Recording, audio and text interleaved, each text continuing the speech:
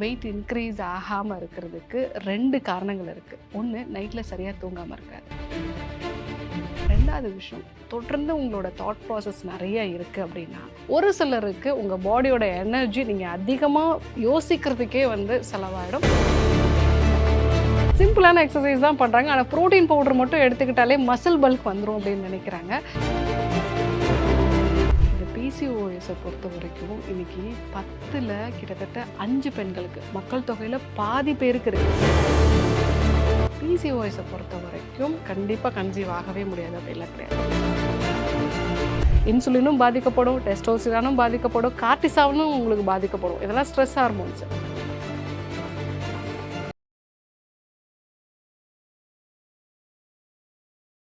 Weight gain ma'am. நிறைய பேர் நீ நல்லா சாப்பிட்ற, நிறைய சாப்பிட்ற, ஆனா உனக்கு வெயிட்டே போட மாட்டேங்குது அப்படின்னு கண்ணு வைப்பாங்க. அதை கொஞ்சம் ஃபேட்டா இருக்கவங்க ஆச்சரியமா ரொம்ப இதுவா பேசுவாங்க. ஆனா அவங்களுக்கு தான் தெரியும், நான் எவ்வளோ சாப்பிட்டாலும் ஒல்லியாவே இருக்கேன், எனக்கு ஒரு மாதிரி இருக்குன்னு அவங்களுக்கு ஒரு இன்செக்யூரா ஃபீல் ஆகும். வெயிட் கெயினுக்கு இந்த ட்ரிங்க்ஸ் எல்லாம் குடிச்சா கொஞ்சம் வெயிட் கெயின் இன்க்ரீஸ் ஆகும் அப்படின்னா என்னென்ன ட்ரிங்க்ஸ் சஜஸ்ட் பண்ணுவீங்க? இப்போ வெயிட் இன்க்ரீஸ் ஆகணும் அப்படின்னா பேசிக்கலா அவங்க பாடியில மசிலை பில்டப் பண்ணணும். இப்போ வெயிட் இன்க்ரீஸ் ஆனால் நிறைய பேர் என்ன பண்ணுவாங்க, நீ ஐஸ்கிரீம் சாப்பிடு, இந்த ஜங்க் ஃபுட் சாப்பிடு, இப்படி இன்க்ரீஸ் ஆகிறது வெயிட் இல்லை, ஃபேட்டு.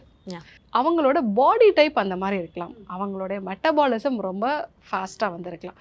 மெயினாக வெயிட் இன்க்ரீஸ் ஆகாமல் இருக்கிறதுக்கு 2 காரணங்கள் இருக்குது. ஒன்று, நைட்டில் சரியாக தூங்காமல் இருக்காது. நீங்கள் தொடர்ந்து ஒரு 2 நாள் நைட்டில் லேட்டாக தூங்குறீங்க, அதுவும் இந்த 10 to 4க்குள்ளே நீங்கள் தூங்காமல் ஒரு 12 o'clock தூங்க ஆரம்பிக்கிறீங்கன்னு வச்சுக்கோங்களேன், உங்கள் பாடியில் க்ரோத் ஹார்மோன் கம்மியாயிடும். அதனால் உங்களோட வெயிட் இன்க்ரீஸ் ஆகிறது தடையாயிடும். ரெண்டாவது விஷயம், தொடர்ந்து உங்களோட தாட் ப்ராசஸ் நிறைய இருக்குது அப்படின்னா, ஒரு சிலருக்கு உங்கள் பாடியோட எனர்ஜி நீங்கள் அதிகமாக யோசிக்கிறதுக்கே செலவாயிடும்.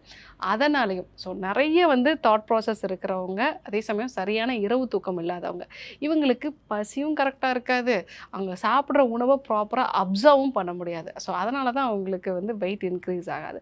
ஸோ வெயிட் இன்க்ரீஸ் ஆகணும் அப்படின்னா அமுக்ரா சேர்ந்த பால் எடுத்துக்கலாம். அது நல்லாவே வெயிட் இன்க்ரீஸ் பண்ணும். அமுக்ராவை நீங்கள் தண்ணியோடு சேர்த்து எடுத்துக்கிட்டீங்க அப்படின்னா வெயிட் குறையும். ஆனால் அதே நீங்கள் நைட்டில் ஒரு டீஸ்பூன் அளவுக்கு அமுக்ரா சொன்னால் பாலோடு சேர்த்து நீங்கள் எப்படி கோல்டன் மில்க் மாதிரி, இது ஒயிட் மில்க், இந்த மாதிரி நீங்கள் எடுத்துக்கிட்டிங்கன்னா கண்டிப்பாக உங்களுக்கு வெயிட் இன்க்ரீஸ் ஆகும்.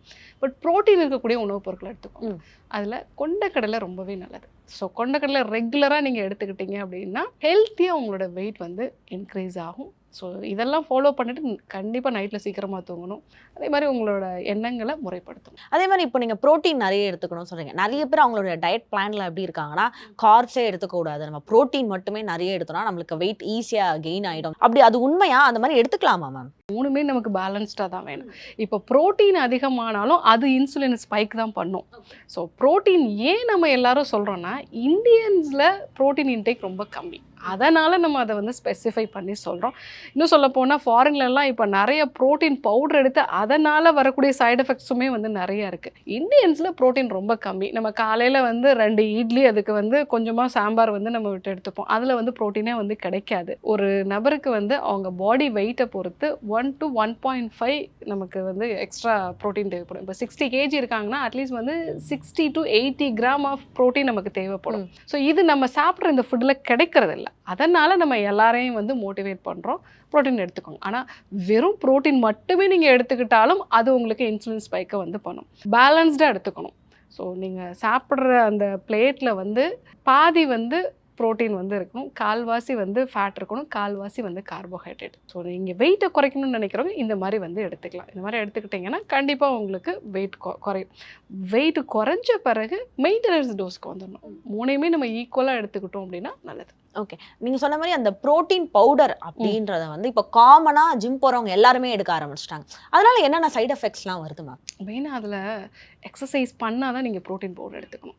இதில் நிறைய பேர் என்ன பண்ணுறாங்க அப்படின்னா, ஜிம் போயிட்டு சிம்பிளான எக்ஸசைஸ் தான் பண்ணுறாங்க, ஆனால் ப்ரோட்டீன் பவுடர் மட்டும் எடுத்துக்கிட்டாலே மசில் பல்க் வந்துடும் அப்படின்னு நினைக்கிறாங்க. ஸோ அது பாடியை விட்டு எலிமினேட் ஆகணும் அப்படின்னா நீங்கள் ப்ராப்பராக அதை யூஸ் பண்ணணும். உங்கள் மசில்குள்ளே வந்து அது போகணும். அதே மாதிரி நீங்கள் ப்ராப்பராக தண்ணி குடிக்கணும். அப்போ தான் அது உங்கள் பாடியை விட்டு எலிமினேட் ஆகும். ஸோ ப்ராப்பராக எக்ஸசைஸும் பண்ணணும், நல்லா தண்ணியும் குடிக்கணும். அப்படி இல்லைன்னா உங்கள் கிட்னியை வந்து அது டேமேஜ் பண்ணும். நிறைய பேருக்கு வந்து அது ஓவர்லோடு ஆகும் பொழுது சேஞ்சஸ் எல்லாமே வரும். அவங்களோட மசில் பல்க் மட்டும் இன்க்ரீஸ் ஆகும். நீங்கள் விட்ட பிறகு திருப்பி ஃபுல்லாகவே வந்து உங்களுக்கு குறைஞ்சிரும். நீங்கள் எக்ஸசைஸ் பண்ணாமல் நிறைய ப்ரோட்டீன் பவுடர் எடுத்துக்கிறது தப்பு. தண்ணி கம்மியாக குடிச்சிங்கனாலும் உங்கள் கிட்னி அது பாதிக்க நிறைய வாய்ப்பு இருக்குது. இப்போ பிசிஓஎஸ் பிசிஓடி இந்த இதில் இருக்கவங்கலாம் என்ன நினைக்கிறாங்கன்னா, எனக்கு கல்யாணமே ஆகாது, எனக்கு பிசிஓஎஸ் இருக்குது, கல்யாணம் ஆனாலும் எனக்கு குழந்தை பிறக்காது, இதை நான் முன்னாடியே சொல்லிட்டேன்னா என்ன பொண்ணு பார்க்க வரவங்க கல்யாணம் பண்ணிக்காம போயிடுவாங்க. இந்த மாதிரி நிறைய தாட்ஸ் அவங்களுக்குள்ள இருக்கு.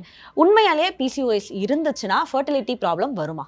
இந்த பிசிஓஎஸை பொறுத்த வரைக்கும் இன்னைக்கு 10ல் கிட்டத்தட்ட 5 பெண்களுக்கு, மக்கள் தொகையில் பாதி பேருக்கு இருக்குன்னு சொல்லலாம். பிசிஓஎஸை பொறுத்த வரைக்கும் கண்டிப்பாக கன்சீவ் ஆகவே முடியாது அப்படிலாம் கிடையாது. இது வந்து ஒரு ஸ்பெக்ட்ரம் டிசீஸ். பெரும்பாலான பேருக்கு வந்து 2 குழந்தை பிறந்த பிறகு நீங்கள் ஸ்கேன் பண்ணிங்கன்னா தான் பிசிஓடி இருக்கிறதே தெரியும். ஒரு சிலருக்கு எக்ஸ்ட்ரீமாக அது குழந்தையின்மை வரைக்கும் வந்து போகும். இந்த பிசிஓடியை பொறுத்த வரைக்கும் நம்ம எல்லாரும் என்ன நம்பிட்டு இருக்கோம் அப்படின்னா, நான் டாக்டரை போய் பார்க்குறேன், டாக்டர் ஒரு மாத்திரை கொடுப்பாங்க, அந்த மாத்திரை போட்டால் எனக்கு பீரியட்ஸ் வந்துடும், இந்த ஒரு கண்டிஷன்லேயே இருக்காங்க அப்படின்னா அவங்க கண்டிப்பாக வந்து பிரச்சனைகளை நிறைய சந்திக்க வேண்டியிருக்கும்.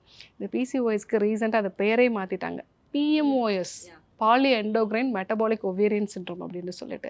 நிறைய இதில் எண்டோக்ரைன்ஸ் வந்து டிஸ்டர்ப்ட் ஆகுது. அதாவது இன்சுலினும் பாதிக்கப்படும், டெஸ்டோஸ்டிரானும் பாதிக்கப்படும், கார்டிசாலும் உங்களுக்கு பாதிக்கப்படும். இதெல்லாம் ஸ்ட்ரெஸ் ஹார்மோன்ஸ். அதே மாதிரி உங்களோட மெட்டபாலிசம் வந்து பாதிக்கப்படுது. ஸோ இது ரெண்டையும் நம்ம கரெக்ட் பண்ணிட்டோம் அப்படின்னா நம்ம கவலையே பட வேண்டியதில்லை. ஸோ நீங்கள் உங்கள் ஸ்ட்ரெஸ் லெவலை கரெக்டாக மேனேஜ் பண்ணணும். ரெண்டாவது உங்கள் வெயிட்டை வந்து நீங்கள் குறைக்கணும். ஸோ உங்கள் வெயிட்டில் 5% நீங்கள் குறைச்சிங்கன்னா கூட உங்கள் பிசிஓஎஸ் வந்து 50% ரிவர்ஸ் ஆகும். நீங்கள் 100 கிலோ இருக்கீங்க, 5 கிலோ குறைச்சிங்கனாலே உங்களுக்கு ஓவுலேஷன் நடக்கும். நிறைய பேர் அந்த மாதிரி கன்சீவ் ஆயிருக்காங்க. ஸோ அந்த பிசிஓஎஸை பொறுத்த வரைக்கும் வெயிட் லாஸ் ஹெல்த்தியாக இருக்கணும். ஓகே, மெயினாக உங்களுடைய மசில்ஸை வந்து நீங்கள் ப்ராப்பராக யூஸ் பண்ணணும், ஸ்ட்ரெஸ்ஸை குறைக்கணும். நிறைய பேர் பார்த்தீங்கன்னா ஹை இன்டெலெக்சுவல் பீப்புளுக்கு தான் பிசிஓஎஸ் வரும். நீங்கள் பார்த்தீங்கன்னா சின்ன வயசில் நிறைய விஷயங்கள் நான் கற்றுக்கிறேன், நிறைய விஷயங்களை வந்து நான் வந்து எக்ஸ்ப்ளோர் பண்ணணும் அப்படின்னலாம் வந்து அவங்களுக்கு இதுவுமே பத்தாது. அதே மாதிரி ஒரு கட்டத்துக்கு மேலே போகும்போது இது வந்து சைல்ட்ஹுட் லைஃப்பில் அது ஓகே. இதுவே ஒரு டீனேஜுக்கு மேலே போகிறாங்க அப்படின்னா அவங்களால எல்லாத்தையுமே அக்காம்ப்ளிஷ் பண்ண முடியாது. அப்போது அவங்களுக்கு ஒரு இன்செக்யூரிட்டி வந்துடும். சின்ன வயசில் நான் வந்து ஃபஸ்ட் மார்க் வாங்குறேன், டான்ஸ் நல்லா பண்ணுறேன், நான் சில லாங்குவேஜஸ்லாம் கற்றுருக்கேன், அப்போது வந்து அது வந்து அவங்க மட்டும்தான் சேஃபாக தோணும். இதுவே டீனேஜில் வந்தாங்கன்னா அதனோட அளவு ரொம்ப பெருசாகும். நிறைய குழந்தைகள் நான் பார்த்துருக்கேன், 10th வரைக்கும் ரொம்ப நல்லா படிப்பாங்க டாக்டர், 11th வேறு ஸ்கூல் போனால் அங்கே அவளால் வந்து ஃபஸ்ட்டு வர முடியல, பிசிஓஎஸ் வந்துருச்சு. இதுவே வந்து காலேஜ் போனாங்க, நிறைய விஷயங்கள் அவங்களால அக்கம்ப்ளிஷ் பண்ண முடியல, அப்போது எனக்கு பிசிஓஎஸ் வந்துச்சு. ஸோ இது மெயினாக ஒரு இன்செக்யூரிட்டி உங்கள் மைண்டில் உருவாகுது. அதே மாதிரி உங்கள் பாடியில் ஸ்ட்ரெஸ் லெவல்ஸும் அதிகமாகுது. அதுதான் இதுக்கு ஃபஸ்ட்டு பேசிக்கு. அதை நீங்கள் சரி பண்ணாதான் கம்ப்ளீட்டாக இதை சரி பண்ணணும். இது லைஃப் லாங் இப்படியே இருக்கும், இதனால் கண்டிப்பாக எனக்கு குழந்தை பிறக்காது, இதனால் நான் கல்யாணமே பண்ணிக்க மாட்டேங்க அப்படின்னா 50% ஆஃப் பீப்புள் கல்யாணமே பண்ணிக்க முடியாது. பட் இதை ப்ராப்பராக வந்து நம்ம அணுகணும். இதுக்கு நீங்கள் டயட்டு எக்ஸசைஸை விட நான் பார்க்குறது எல்லாமே மனசு தான்.